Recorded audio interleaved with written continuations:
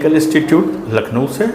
आज मैं आपको बताने जा रहा हूं कि जो हमारी एसएमपीएस सप्लाई होती है, यानी स्विचिंग मोड पावर सप्लाई, इसमें अगर हमारा आईसी या हमारा एसएमपीएस अगर ख़राब हो जाता है तो उसकी जगह पे हम दूसरा क्या कंपोनेंट्स लगा के और इस सप्लाई को प्रॉपर वे में चालू कर सकते हैं। चलिए पहले तो हम एसएमपीएस जो सप्लाई होती है उसके बारे में समझ लें। एसएमपीएस जो पावर सप्लाई है हमारी, पहले लाइन और न्यूट्रल जो चलेगा वो हमारा पहले फ्यूज़ पे जाएगा, फ्यूज़ से वीडीआर से कॉइल पे होते हुए ये फिल्टर कैपेसिटर लगा हुआ है। इस फिल्टर कैपेसिटर से होके ये रेक्टिफायर पे सप्लाई चली जाती है।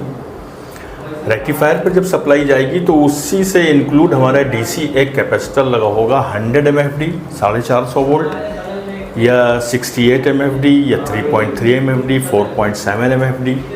लेकिन ये जो भी वैल्यू लगी होगी उस वैल्यू के अकॉर्डिंग हमारी जो वोल्टेज लगी होगी वो वोल्टेज 450 वोल्ट ही होगी, उससे कम नहीं होगी।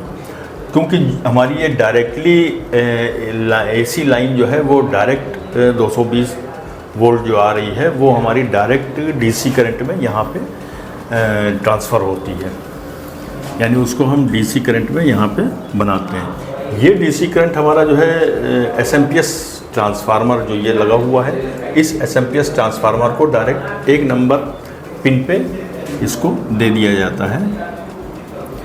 इसके अंदर 2 कॉइलें होती हैं, किसी एसएमपीएस में एक ही कॉइल होती है, किसी में 2 कॉइलें होती हैं।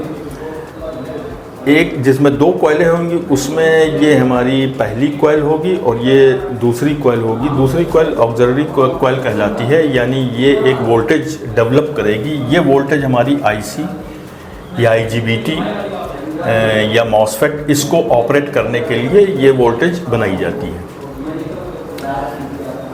अब जब हमारी सप्लाई इस एसएमपीएस के ऊपर आ रही है और यहाँ से रिटर्न होके इस आईसी पे जाती है, टीएनवाई की पिन नंबर 1 भी हो सकती है, 2 भी हो सकती है, 3 भी हो सकती है। वो हर आईसी की अलग अलग एक पिन होती है, उस पिन के ऊपर ये वोल्टेज हमारी रिटर्न वोल्टेज जो इसमें से आउटपुट कर रही है वो निकलती। इस 1 नंबर पिन और 2 नंबर पिन के बीच में एक हमारा डायोड लगा रहता है, बहुत ही हाई रेजिस्टेंस का। ये डायोड जो है हमारा जो बैकिंग आ रही है, इस बैकिंग को रोकने के लिए एक डायोड लगाया जाता है।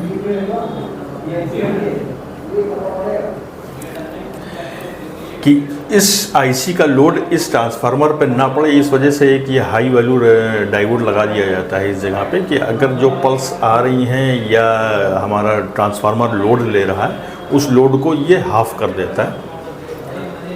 इस सूरत से ये हमारी सप्लाई यहाँ से ऑन होती है। ऑन होने के बाद में ये हमको 0, 5 और 12 ये हमको आउटपुट वोल्टेजें देती है। ये हमारी इधर हो जाती है इनपुट और ये हिस्सा यहाँ से हो जाता है आउटपुट। ये जो आउटपुट हमारा है ये हमको पीसीबी में वर्किंग के लिए काम आता है, यानी हम जहाँ पे 5 वोल्ट चाहिए होती है वहाँ 5 वोल्ट मिल जाती है, जहाँ 12 वोल्ट चाहिए होती है वहाँ पे 12 वोल्ट मिल जाती है। अब हमारे पास जैसे एक ये पीसीबी है, मैं दिखलाना चाहूँगा आपको। तो जैसा मैं वो सप्लाई भी बता रहा था वैसे ही देखिए कि ये सप्लाई हमारे पास है सैमसंग विंडो एसी की। इसके अंदर ये सप्लाई बनी हुई है और ये उसका डिस्प्ले के बोर्ड है। अब इस सप्लाई में अगर हम गौर करें तो ये लाइन और न्यूट्रल के ये 2 पॉइंट दिए हुए हैं जहाँ पे लाइन और न्यूट्रल जाती है। इस लाइन न्यूट्रल से ये देखिए ये एक वीडीआर लगा हुआ है, वीडीआर के बाद में एक कैपेसिटर लगा है, फिर ये कॉइल लगी है, इसमें एक कैपेसिटर और लगा दिया गया है फिल्ट्रेशन के लिए। अब ये एक फिल्ट्रेशन के बाद में देखिए ये हमको ये कैपेसिटर है, कैपेसिटर के बाद में देखिए ये 4 डायोड लगे हैं। 4 डायोड हमारे ब्रिज रेक्टिफायर बनाते हैं। तो सर्किट के अंदर जो मैंने बोर्ड पर दिखलाया है उसके अंदर देखिए ब्रिज रेक्टिफायर लगा हुआ है, इसके अंदर 4 डायोड लगा के ब्रिज रेक्टिफायर ही बनाया है। अब ये ब्रिज रेक्टिफायर हमारा आगे कैपेसिटर लगा हुआ है। ये कैपेसिटर हमारा 10 MFD 450 वोल्ट का है। ये एक आईसी लगी हुई है जो इसको ऑपरेट करती है, इस एसएमपीएस को। ये दिखाई दे रहा होगा, ये आईसी लगी है। ये आईसी इस ड्राइवर को ऑपरेट करती है। इसके अंदर एक ही कॉइल है, देखिए एक ये 1 पॉइंट, 2 पॉइंट, 3 पॉइंट, दूसरा तीसरा वाला जो बीच का पॉइंट है यानी 2 नंबर पॉइंट, ये पॉइंट जो है हमारा निगेटिव से रहता है यानी अर्थ रहता है। तो इसकी जो सप्लाई हमारी आ रही थी, ये कैपेसिटर लगा हुआ है, कैपेसिटर का ये पॉजिटिव सिरा, ये देखिए ये पहली पिन इसकी ये है जिसके ऊपर ये सप्लाई जाएगी। 3 नंबर पिन से जो आउट होगी वो हमारी 1 नंबर पिन पे जा रही है, इस आईसी की 1 नंबर पिन पे। अब जब हम वोल्टेज को चेक करेंगे मल्टीमीटर से, तो जो मल्टीमीटर से जब हम चेक कर रहे हैं तो ये आउटपुट वोल्टेजें हमारी कुछ भी नहीं बन रही हैं। जब ये हमारी कोई वोल्टेज यहाँ पे बन नहीं रही है तो इसको चेक करने के लिए अब हम यहाँ से शुरुआत करेंगे कि यहाँ से पहले वोल्टेज यहाँ पर आ रही है कि नहीं आ रही है। पहले हम यहाँ पे लाइन को चेक करेंगे कि हमारा लाइन और न्यूट्रल यहाँ आ रहा है। फिर उसके बाद में लाइन और न्यूट्रल ये हमारा ये कॉइल से होते हुए ये ब्रिज रेक्टिफायर के दोनों टर्मिनल पे आता है जिसके ऊपर नेगेटिव सप्लाई दी जाती है। हमको यहाँ पे चेक करेंगे इस मल्टीमीटर से कि इस जगह तक ये सप्लाई आ रही है। ये सप्लाई जब हमारी डीसी में कन्वर्ट हो जाएगी, जब डीसी में कन्वर्ट होगी तो इस कैपेसिटर पे निगेटिव और पॉजिटिव बताने लगेगी।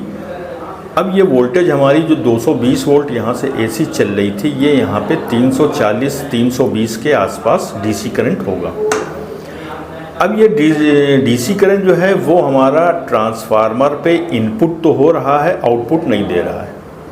यानी ये 1 नंबर पिन पे जा तो रहा है लेकिन तीसरी नंबर पिन से या दूसरी नंबर पिन से आउट नहीं हो रहा। जब तक ये आउट नहीं होगा इस आईसी को ऑपरेट नहीं करेगा। तो जब मैंने ये चेक किया, चेक करने के बाद पता ही चला कि ये एसएमपीएस हमारा ख़राब है, ये एसएमपीएस ख़राब है। अब इस एसएमपीएस की जगह मैं दूसरा कोई कंपोनेंट्स या दूसरी सप्लाई किस तरीके से डालूं कि जो ये हमारी सप्लाई जो आउटपुट सप्लाइयाँ हैं वो हमारी चालू हो जाए और हमारे सर्किट को कोई भी बग़ैर नुकसान के ये ऑपरेट करना शुरू कर दें। तो इसके देखिए 2 तरीके होते हैं। पहला तो अगर एसएमपीएस हमारा ख़राब है तो इसकी जगह के ऊपर एक हमारा दूसरा पार्ट्स आता है इलेक्ट्रॉनिक, वो लगेगा। और अगर ये कंपोनेंट्स ये हमारा एसएमपीएस सही है यानी 1 नंबर से वोल्टेज जा रही है और 3 नंबर पे वोल्टेज निकल रही है, उसके बाद में भी ऑपरेट नहीं हो रहा है यानी इस जगह पे ये वोल्टेज नहीं आ रही है, तो ये हमारी जो IGBT आईसी या ट्रैक लगा हुआ है, ये ट्रैक ख़राब हो सकता है। अब इसकी हम टेस्टिंग करेंगे। टेस्टिंग करने के बाद में पता ही करेंगे कि ये ख़राब है या सही है। अगर ये सही है तो फिर और कंपोनेंट्सों को मैं चेक करूँगा, यानी जैसे कि ऑप्टो कपलर हुआ, पिन नंबर 4 से एक अर्थिंग, एक पीएफ लगता है, एक रेजिस्टेंस लगती है, इन रेजिस्टेंसों को चेक करूँगा। या हो सकता है ये IGBT ओपन हो गई हो। अगर ये IGBT ओपन हो गई होगी तो भी हमारी सप्लाई आउटपुट नहीं बनेगी। अब इस IGBT की जगह पे हम दूसरी क्या चीज़ लगा दें, यानी अगर ये सेम नंबर मार्केट में मिल रहा है तो हम चेंज कर देंगे। अगर वो सेम नंबर नहीं मिल रहा है तो इसकी जगह पे क्या चीज़ लगाएंगे जो हमारी यहाँ सप्लाई ऑपरेट करने लगे। तो दोस्तों इसके बाद में मैं आपको दूसरा एक ये सर्किट में बताना चाहता हूँ। तो जो मैं आपको सर्किट में दिखला रहा था वही सर्किट में सेम चीज़ ये दी हुई है, बस उसके अंदर वोल्टेज हमारी 0 से 12 निकली हुई थी, 5 वोल्ट नहीं थी। एसएमपीएस जो है वो हमारा सिंगल वाइंडिंग पे था, ये डबल वाइंडिंग पे है। तो इसी में अगर ये वाइंडिंग हम ख़त्म कर देंगे तो यही आईसी हमारी कुछ नंबर चेंज हो जाएगा इस आईसी का, और ये आईसी हमारी सिंगल वाइंडिंग पे काम करने लगेगी। अब आपको दूसरे दो ऑप्शन बताए कि अगर हमारा एसएमपीएस ख़राब हो तो इसको चेंज करके हम दूसरा कंपोनेंट्स को चेंज करके हम अपनी वोल्टेजें बना सकते हैं, और दूसरा ये है कि अगर ये हमारी IGBT या ट्रांजिस्टर या आईसी या ट्रैक अगर ये ख़राब, या मॉसफेट है, मॉसफेट अगर ये हमारा ख़राब हो गया, वो सेम नंबर का नहीं मिल रहा है, तो इसकी जगह पे हम दूसरा कंपोनेंट्स कौन सा लगा देंगे तो ये हमारी सप्लाई आउटपुट बनने लगेगी। तो इसी तरीके से और आपको चीज़ें जो है और प्रैक्टिकल करके आपको दूसरे नेक्स्ट वीडियो में आपको बताते हैं। तो इसके लिए अगर आप भी पीसीबी सीखना चाहते हैं तो हमारे Lucknow institute A to Z technical institute जो लखनऊ में है, उससे आप संपर्क कर सकते हैं। Thank you.